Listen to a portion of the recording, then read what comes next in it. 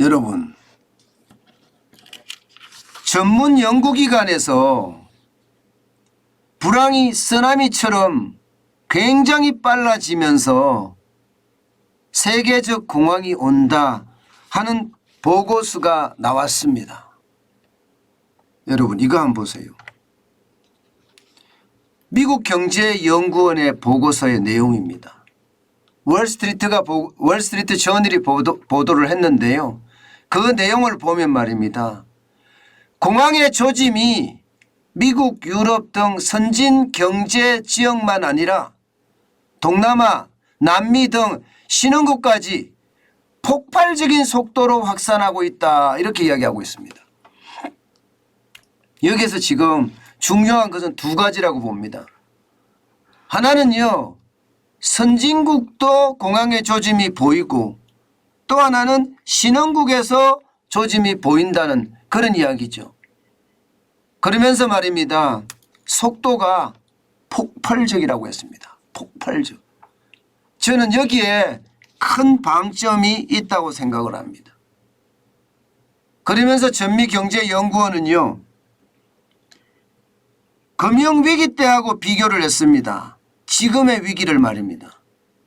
금융위기 때는 2007년 12월에 리먼 브러더스 파산을 했죠. 2007년 12월입니다. 그런데 미국 경제는요, 그 이듬해, 그러니까 2008년 12월까지 플러스 성장을 했어요.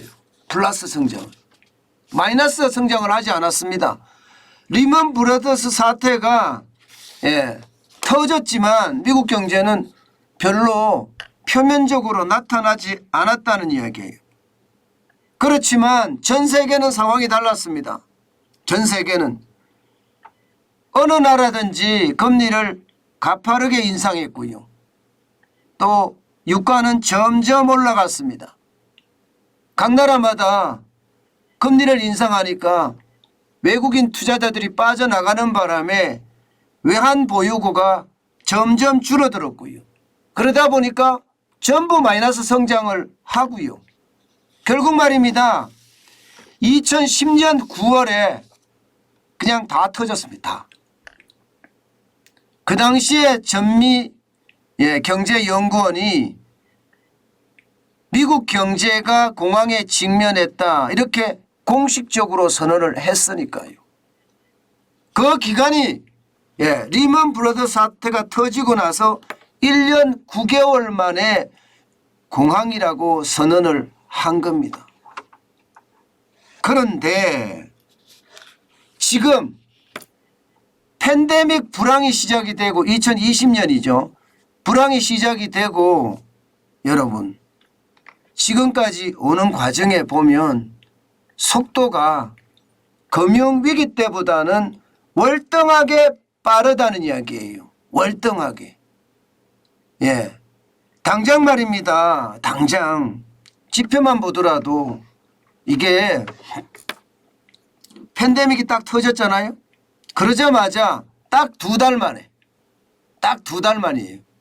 딱 2달 만에 여러분 보시는 것처럼 2020년 1분기 마이너스 5.1%의 미국의 경제 성장률이 2분기는 마이너스 31.2%입니다. 팬데믹이 일반적으로 이야기할 때는 뭐 중국에서는 12월에 터졌다 이랬잖아요. 우한폐렴이라는 게 시작이 됐으니까 2019년 12월이죠. 그게 불과 말입니다. 2달 흐르는 사이에 미국 경제가 마이너스로 들어가게 되고요. 이것이 더 깊어지는 게 2분기예요. 6개월 안에 최악을 경험하게 됩니다. 굉장히 빨라지는 거죠. 굉장히. 물론 회복 속도도 굉장히 빨랐어요. 3분기에 33.8%가 성장할 정도로 성장의 속도는 빨랐습니다.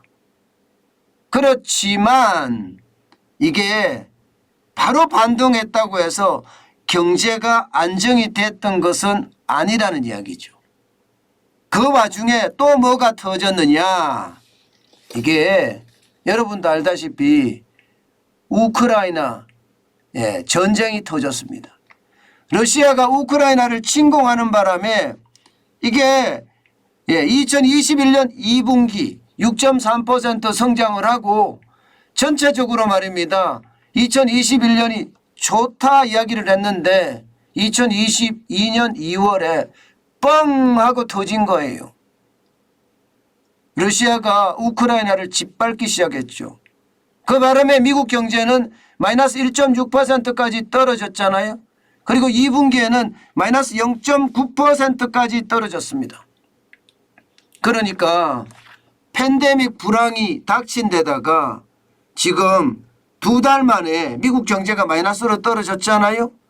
그러면서 뭔가 회복의 조짐을 가지고 갔는데 다시 지금 우크라이나 전쟁이 터지는 바람에 경제가 더 나빠진다. 그러면 회복을 제대로 해보지도 못하고 지금 떨어진다는 거잖아요. 지금 이것은요 그래도 선진국의 경우입니다. 문제는 신흥국이잖아요. 저개발국이잖아요. 여기는 지금 최악이에요. 굶어 죽는 사람이 있다고 이야기할 정도로 지금 경제 자체가 무너지고 있고요. 오죽했으면 제가 제목을 불황 쓰나미라고 달았을까요? 스리랑카는 무너졌죠. 파키스탄, 방글라데시 할 것 없이 줄줄입니다. 레바논, 뭐 터키도 마찬가지죠. 남미 여러 나라들도 마찬가지고 모두가 하나같이 금리를 올릴 수밖에 없는 상황. 유가는 계속해서 올라가고 있는 상황. 외환보유고는 점점 소진이 되고요. 결국 각 나라들이 마이너스 성장을 할 수밖에 없는 최악의 상황까지 지금 몰려들고 있습니다. 이런 상황이 결국은 말입니다. 미국 경제연구원은요. 대공황으로 발전할 거다 하고 지금 이야기하고 있는 겁니다. 그만큼 말입니다. 지금 상황이 굉장히 나쁘다는 이야기예요. 여러분 이걸 한번 보세요. 이것을 보면 지금 상황이 얼마나 나빠졌는지를 그대로 대변해 주는 그래프가 아닌가 싶습니다. 2007년까지만 하더라도요. 선진국과 신흥국의 성장률 격차는 굉장히 컸습니다. 선진국은 2.69%를 성장했다면 신흥국은 8.36%를 성장을 했거든요. 그 폭이 무려 5.67%입니다. 그런데 2020년에 들어서서 보세요. 선진국은 마이너스 4.81%로 떨어졌거든요. 반면에 신흥국은 마이너스 2.22%로 떨어졌습니다. 차이는요 2.52%로 절반가량 줄어들었습니다. 절반 이상 줄어들었습니다. 그런데 올해 보세요. 올해 2022년 올해 보면 선진국은 3.63% 성장할 거라 예상을 하고 있고요. 신흥국은 4.98% 성장할 거라고 예상하고 있습니다. 성장률 격차가 또 절반으로 줄어들었습니다. 1.35%로.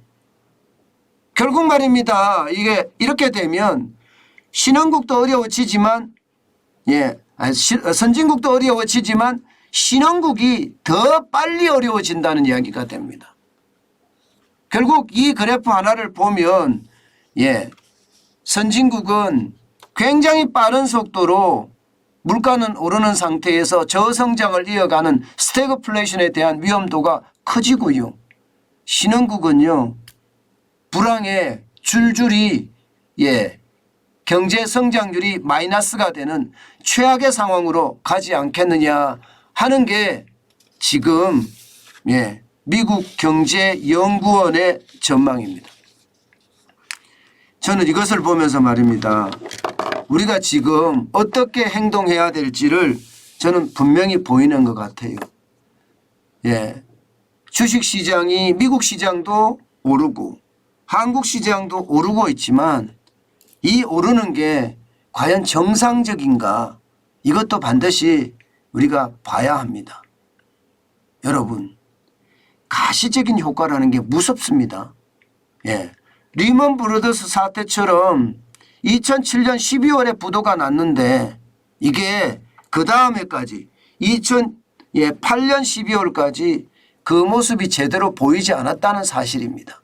여기에 우리는 주목할 필요가 있습니다. 결국 그 사이에 신흥국들이나 다른 선진국들도 결국 금리를 올려가면서 유가가 올라가니까 물가를 잡아가면서 그러면서 외환보유고는 소진되고 결국 경제 성장률의 어떤 힘이 쭉 빠져서는요. 결국 2010년 9월에 뻥 하고 터졌다는 이야기잖아요. 지금이 딱 그 짝입니다. 지금이 지금 여러분도 아시겠지만 금리 인상은 전 세계적으로 다 이루어지고 있어요. 특히 신흥국의 금리는 선진국의 금리보다 더 빨리 올리고 있습니다. 그런 상태라면 이게 결국 말입니다. 시장의 어떤 위험성, 물가 폭등의 위험성이 굉장히 크다는 그것을 반증하는 거잖아요. 미국이 금리를 올리기 때문에 올리는 것도 있지만 물가가 너무 많이 오르기 때문에 이를 잡고자 올리는 것도 있거든요. 그러면 물가가 많이 올라서 경제 전체에 피해가 극심하게 갈 수 있다. 이것은 결국 신흥국이나 개도국이나 저개발국 입장에서는요. 국가 부도로 이어지는 최악의 상황. 이게 깊어지면 공황이 온다는 거예요. 지금은 그냥 세계적 공황 온다 이렇게 이야기하지만 여러분 이 세계적 공황이 대공황으로 바뀔지도 모른다는 그런 공포가 솔직히 있습니다. 그만큼 말입니다. 전체 경제에는요. 그 어느 때보다도 이게 급락의 위험, 위기의 위험이 강하다는 사실입니다. 우리는 여기에 늘 주목하면서 대비하는 자세 꼭 필요하다고 봅니다.